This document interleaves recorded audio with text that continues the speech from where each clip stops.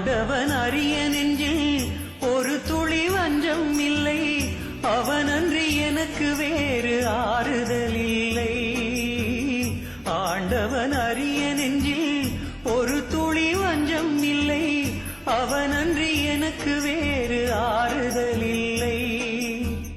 மனிதனம்மா மயங்குகிறேன், தவறுக்கு துணிந்த மனிதன் அழுவதில்லையே, தவறியும் வானம் மண்ணில் வீழ்வதில்லையே.